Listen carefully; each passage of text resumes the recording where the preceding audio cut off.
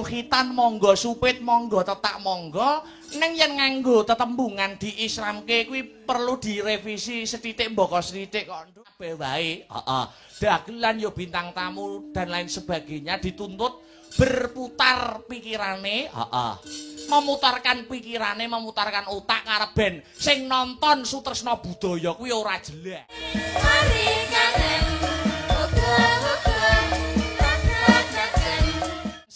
Stadion Brebek no. Wo ngono mah.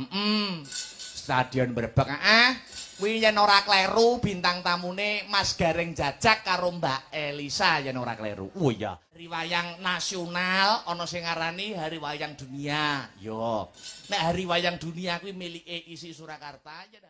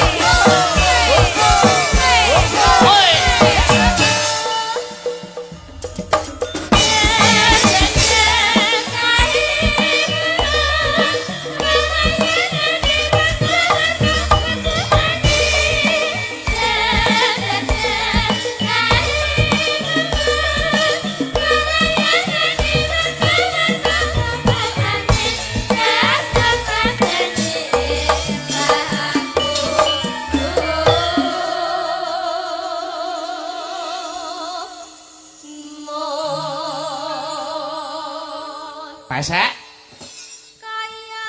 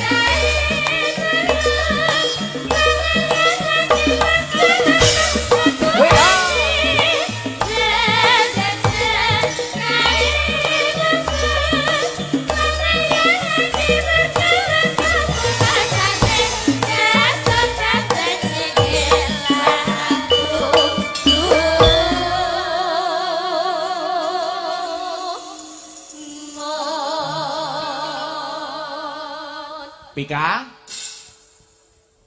kaya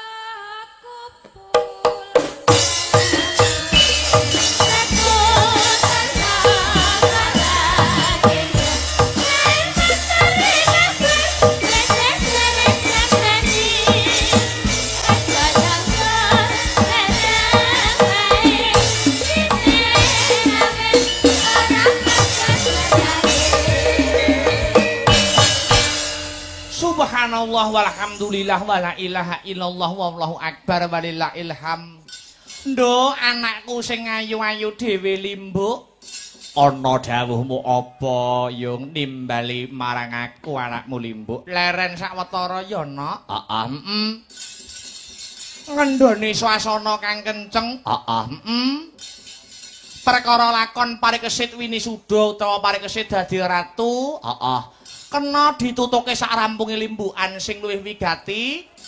Aku karo kowe bengi iki ngaturke apa to wigatine awake dhewe sowan tinimbalan. Ngono ya, Mak. Heeh, iya.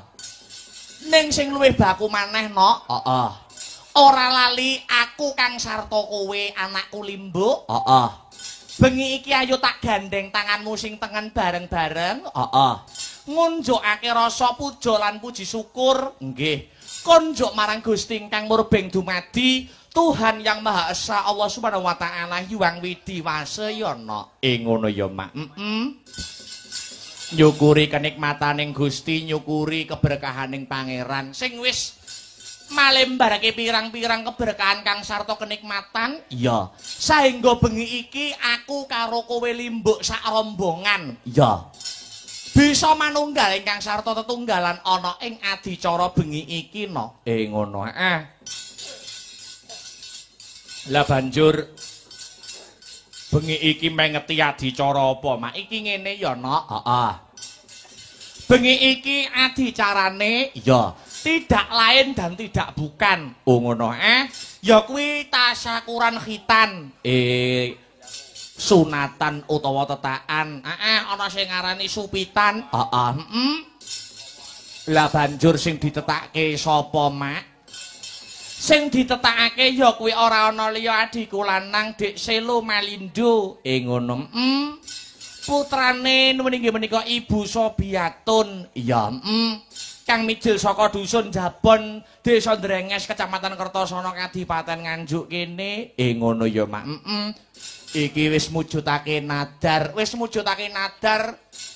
kang wis kadung ya kuwi diluwari mau sore nganggo sarana kupat luar. Ngono. Nadare keluarga besar Ibu Sobiatun anggone kagungan kersa ya kuwi netakake putrane adhiku Dik Selo Malindo. Pancen bener kaya mangkono. Maneka warna sebutane no. Ana sing ngarani tetakan, sunatan, supitan. Iya, Mak, iya. Lah yen ana tetembungan diislamke ngono kuwi piye, Mak? Kuwi sejatine salah ning wis kaprah. Oh ngono. Wis salah nanging wis kaprah ana ing masyarakate awake dhewe. Nek nganggo tembung khitan monggo, supit monggo, tetak monggo. Neng yen nganggo tetembungan diislamke kuwi perlu direvisi setitik mboko setitik kok, Nduk. Ngono ya, Mak. Kok iso ngono nganggo dasar apa, nganggo wewaton apa? Mergo ngene ya, Nok. Ukurane Islam apa ora menungso kuwi dudu ukurane dudu wis sunat apa yen ora. Iya. Nanging ukurane manungsa kuwi wis merasuk agama Islam apa to yen ora? Lamun wis mengucapkan dua kalimat syahadat asyhadu alla ilaha illallah wa asyhadu anna muhammadar rasulullah, syahadat tauhid kang sarta syahadat rasule. Ngono ya, Mak. Nggih. Lah yen ana tetembungan sunat kae merga saka tembung sunah tegese itibak nabi. Ngono. Merga sunat kuwi salah satu syariat itibak nabi kang ditindakake jaman rikala Nabi Ibrahim rikala semana kok, Nok. Oh ngono ya, Mak. Dadi sejarah Islam mengatakan ya kuwi sejarah sunat kawitan utawa wiwitan kuwi ditindakake karo Nabi Ibrahim alaihissalam. Pancen bener dawuh sing tak tampa anggonku sinau yen ora kleru kaya mengkono. Ya, tegese lamun wis sunat kuwi meratandani wis akil balik utawa wis dewasa ya, Mak. Ya urung mesti kok, Nduk. Durung mesti. Dewasa apa orane manungsa kuwi dudu diukur wis sunat apa durung. Ngono. Nanging dewasa apa orane manungsa kuwi diukur nganggo Ya kuwi cara berpikir. Oh ngono. Cara berpikir kang sarta sikap utawa perilaku, tumindak utawa budi pekerti. Pancen bener kaya mangkono. Heeh. Bisa mbedakake ngendi bener ngendi luput. Heeh. Ngendi ganjaran ngendi dosa, endi hak lan endi batil. Oh ngono ya, Mak. Oh, yen sedekah kuwi bakal entuk ganjaran. Wah, yen maksiat kuwi bakal entuk dosa. Iya, Mak, iya.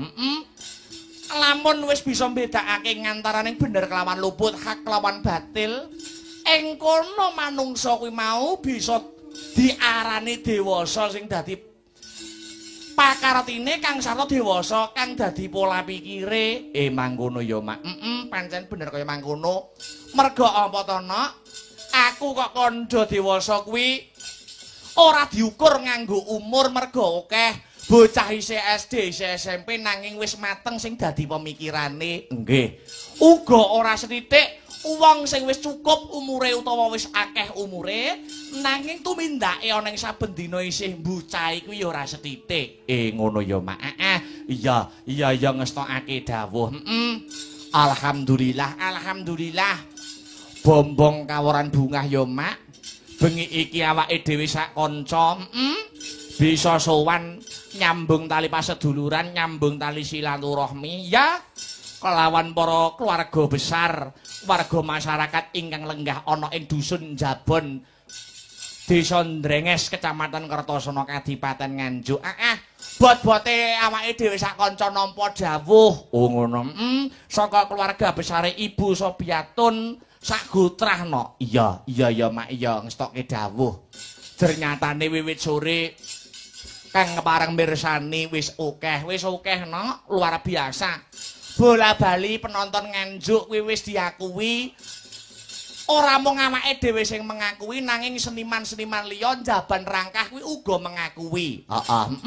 Ora mung awake dhewe kok dupeh wong Nganjuk, dupeh seniman Nganjuk. Kok ngarani penonton Nganjuk kuwi luar biasa ora ya, Mak? Ora ning kabeh wis ngandharake. Becik seniman Jaban Rangkah, becik seniman kang wis senior. Bapak-bapakku, guru-guru wis uga ngakoni. Iya. Lamun penonton Nganjuk kuwi penonton sing dadi. Oh ngono ya, Mak. Penonton Nganjuk, penonton dadi. Dadi anggere wis mirsani wayang kuwi kuwi wis jenjem menikmati. Iya. Nyang lakon ya ngematke, nyang hiburan ya mengapresiasi. Iya. Disuguhi apa-apa gelem, disuguhi apa-apa gelem. Iya, Mak, iya ngestoke dawuh. Apa meneh awake dhewe selaku pelaku seni, ya kuwi dadi dalang. Dalang ana ing era sekarang kuwi tuntutane luwih abot kok, Nok. Oh ngono ya, Mak. Tuntutane seorang dalang jaman saiki kuwi luwih abot tinimbang biyen. Abote jaman saiki tinimbang biyen kuwi apa? Ya dengan perkembangan zaman, dengan kemajuan zaman sing semakin canggih. Upamane piye, Mak? Saiki setiap pagelaran wayang kuwi mesti ana sing ngliput, ana sing live streaming. Becik channel YouTube dalange dhewe, uga para-para YouTuber, sing kepengin ya kuwi jupuk konten. Ya. Lah kuwi angele dalang, angele pelaku seni ning kene, Nok. Kok iso angel aja, Nok? Ana ing era jaman saiki dalang, pelaku seni ora mung dalang ning kabeh wae. Dagelan yo bintang tamu dan lain sebagainya dituntut berputar pikirane, memutarkan pikirane, memutarkan otak karep ben sing nonton sutresna budaya kuwi ora jelah. Ora bosen. Iya, Mak, iya ngestoke dawuh. Ya ing kene iki awake dhewe dituntut berkreasi, berkreativitas anut laku ning jaman ya, Mak. Pancen bener kaya mangkono. Ya wis awake dhewe selaku dadi dalang sing isih junior, dalang sing isih muda, ibarate isih akeh kekurangane tinimbang keluwihane ya berkarya sak mampune. Ngono ya, Mak. Sak gaduking nalar sakadaring lampah ya, Nok. Iya, sing baku niate nawaitu usuline menghibur para warga masyarakat kang sarta menjalin tali silaturahmi utawa tali persaudaraan. Tembunge agama wis ngandharake piye, Mak? Sapa sing seneng nyambung tali silaturahmi jembarke tali persaudaraan fa insyaallah bakal dijembarke rezekine didawake sing dadi umure. Amin amin amin ya rabbal alamin. Heeh. Sing baku ndedonga ya, Nok. Nggih, Mak. Ana ing pahargyan ya kuwi tasyakuran khitan kang wis kasembadan ditindakake bengi iki. Iya. Ya kuwi sing wis sembodo ditetakake adiku Dik Selo Malindo putrane Ibu Sobiatun ingkang mijil saka dusun Jabon Desa Ndrenges Kecamatan Kertasana juragane es krim no. Ya kanca-kanca wiwit wis disugata nganggo es krim. Lah ya ora peduli kuwi isih bocah isih enom apa wis tuwa kabeh do dahar es krim. Lah ya dasare ya sing kagungan kersa juragan es krim. Iya, didongake ya, Nak. Heeh. Muga-muga sak rampunge ya kuwi seluruh rangkaian adicara tetakan utawa sunatan supitan. Heeh. Wabil khusus sak rampunge wayangan bengi iki, iya. Adiku lanang Dik Selo Malindo kang wis kasembadan den tetakake. Heeh. Ing tembe mburine bisa dadi putra sing soleh. Iya, mbangun miturut marang apa sing dadi dawuh pangandikane wong tuwa. Heeh.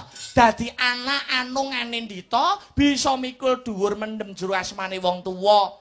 Lan ing tembe mburine bisa tercapai atas segala cita-citanya satemah bisa piguna tumrap nusa bangsa kelawan agama. Amin amin amin Allahumma amin. Allahumma amin. Jebul kae sing tak anti-anti wis teko mrene. Monggo.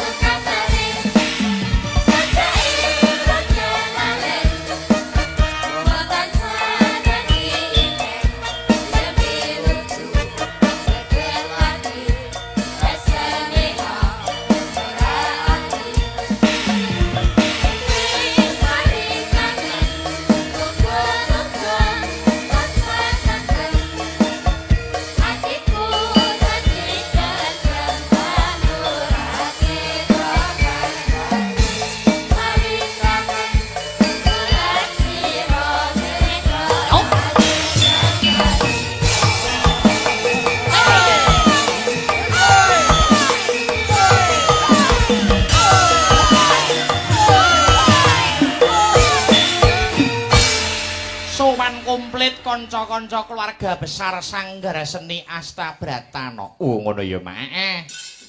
Ngemban dawuh inggih menika pepundhen kula. Ya, nuwun inggih ingkang winengku kinurmatan Ibu Sobiatun ingkang pidalem ning Jabon kene. Ya, sowan komplit, sowan komplit. Wayang gamelan kanca-kanca pengrawit lan waranggana kabeh padha sowan ana ngrasane Ibu Sobiatun. Nggih matur nuwun, Mak. Ya. Awake dhewe rene, diniati golek sedulur, senadyan uga melu nuwun inggih menika diparingi kapercayan ketiban sampur kinen paring lelipur. Iya Mak, iya ngestokke dawuh. Iya. Uga iki mau ana sing takon no. Ya, ya kuwi sing lumantar WhatsApp utawa WA ana sing WA awake dhewe. Ya. Terkait ya kuwi jadwal pagelaran wayange awake dhewe sing tanggal 31 bulan iki. Ya. 31 Oktober. Kuwi janjane sidone dipapanake ana ngendi? Iki mumpung ana kesempatan awake dhewe ya menyampaikan. Ngono ya, Mak. Tanggal 31 Oktober. Kuwi acarane penggemar. Kuwi dipapanake sidane. Kuwi dipapanake ana ing Stadion Brebek no. Ngono, Mak. Stadion Brebek. Kuwi yen ora kleru bintang tamune Mas Gareng Jajak karo Mbak Elisa yen ora kleru. Oh iya Mak, iya. Sidane ning Stadion Brebek. Ora sida ning omahe awake dhewe ndak rupek gone no. Iya, nggo dodolan iwas turut sawah nggo. Ya, nganti tekan tempat sampah malah ora enak abeh nggo. Ya, ya, sidane ning Stadion Brebek. Wong jernyatane kuwi ya adicarane para-para penggemar karben dipapanake sing jembar, dipapanake nggo golek sing bawira, karben kanca-kanca sedulur bakul anggone mangais rejeki ya gampang. Ngono ya, Mak. Ya ngestokke dawuh. Bengi iki di live streaming. Ya kuwi lumantar Astabrata Media kang sarta akeh kanca-kanca YouTuber sing padha nyusul matur nuwun. Sing wis ya kuwi ikut andil kaya ngene iki ora mung mempromosikan awake dhewe sak kanca Sanggar Seni Astabrata, ning uga termasuk upaya ngurip-urip budayane awake dhewe wabil khusus wayang kulit. Saya akeh sing nyiarake, saya akeh sing liput, saya akeh sing gawe konten budayane wayang awake dhewe. Kuwi ora bakal punah dipangan karo jaman merga saya ngrembaka. Ngono ya, Mak. Iya ngestokake dawuh. Dadi wayang aja kuwatir. Wayang kuwi aja kuwatir dipunah dimakan oleh jaman. Iya, sing baku awake dhewe duweni rasa rumangsa handarbeni. Iya, Mak. Baik pemerintah pusat, pemerintah daerah, senimane kang sarta masyarakate kabeh ikut andil. Ngono ya, Mak. Senimane gelem selalu berkreativitas no jaman kelakone. Piye carane strategine seniman kuwi dhewe-dhewe.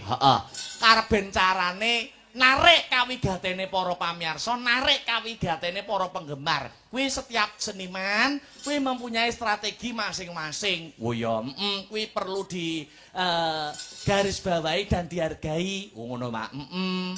Ya ngestokake dawuh. Senimane gelem berkreativitas, pemerintah pusat karo daerahe mendukung kanthi gelar adicara event-event budaya. Lan warga masyarakate uga gelem nguri-uri kang sarta ngurip-urip. Kaya ta upamane ning desa tetep ya kuwi agenda rutinan bersih desa sedekah bumi. Acara omahan kaya ngene iki. Dikulinake nggelar wayang. Ora kanggo sapa-sapa ning kanggo generasi penerus awake dhewe besok. Merga wayang kuwi budaya kuwi jati dirine bangsa. Ya. Yen budayane kuat fa insyaallah negarane ya bakal bakoh no. Iya Mak, ya ngestokake dawuh. Dadi awake dhewe kudu melu duweni jiwa rumangsa handarbene tumrap budayane awake dhewe utamane wayang sing wis diakui karo UNESCO no. Oh iya ngestokake dawuh. Apa meneh sasi ngarep iki wis mlebu to?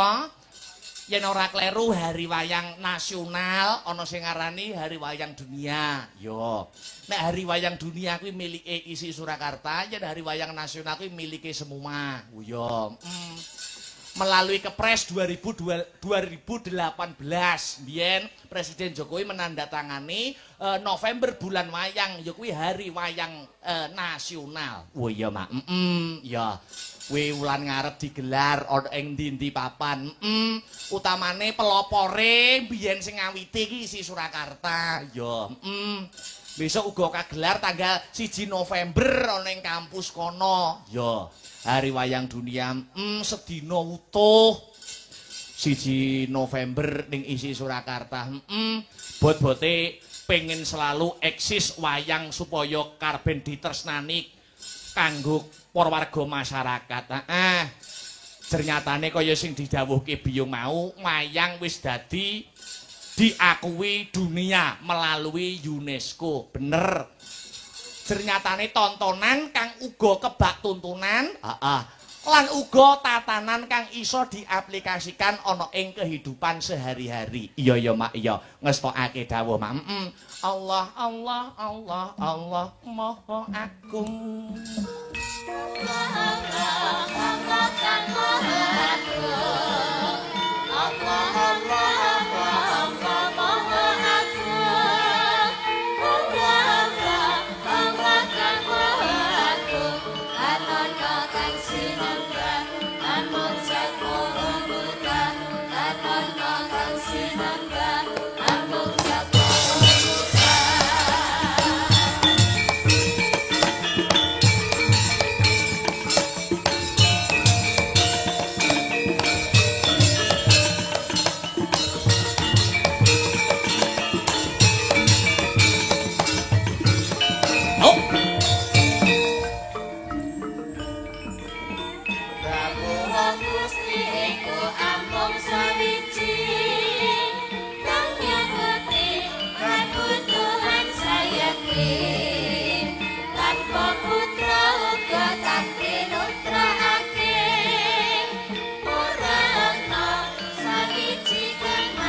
Sekali lagi Mas Arya.